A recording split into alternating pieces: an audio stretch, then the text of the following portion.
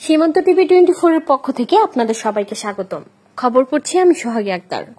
পূর্ব শত্রুতার জেরে ধান শুকানো নিয়ে বিরোধ, চাচাতো ভাইয়ের ছুরিকাঘাতে প্রাণ গেল সুজন ফকিরের। মোবারক হোসেন চৌধুরী নাসিরের তথ্যচিত্রে বিস্তারিত। ব্রাহ্মণবাড়িয়ার কসবা উপজেলার কাইমপুর ইউনিয়নের জাজিসার গ্রামে ধান শুকানোকে কেন্দ্র করে পারিবারিক বিরোধের জেরে আপন চাচাতো ভাইয়ের ছুরিকাঘাতে নিহত হয়েছেন এক যুবক। নিহতের নাম সুজন ফকির, বয়স 30। তিনি জাজিসার গ্রামের খোকন ফকিরের ছেলে।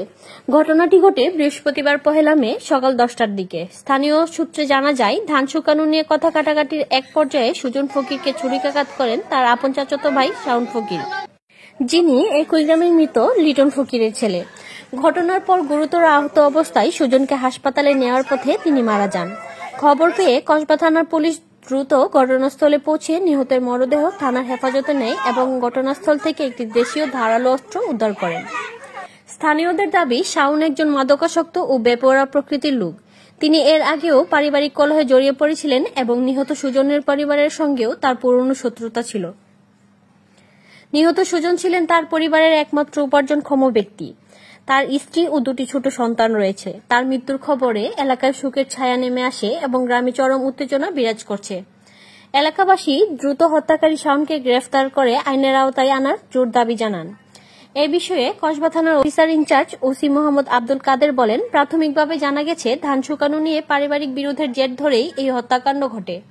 অভিযুক্ত শাওনকে গ্রেফতারের চেষ্টা চলছে।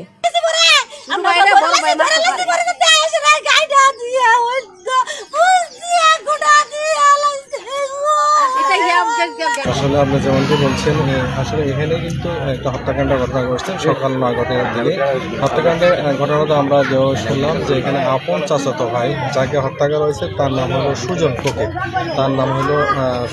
তার বয়স হলো 30 বছর এবং তাকে তার আপন চাচাতো ভাই হত্যা করেছে এবং হত্যাকারীর নাম হলো শাওন, তার বয়স হলো 20 বছর।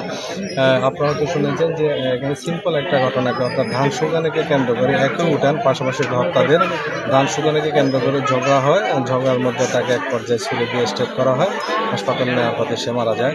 এবং আরও আমরা জানতে পারি যে তাদের সাথে আগেও কিন্তু বিরোধ ছিল এবং বিরোধের কিন্তু এখানে ঘটনাটাও এখানে কিন্তু প্রকাশ পায় আর কি।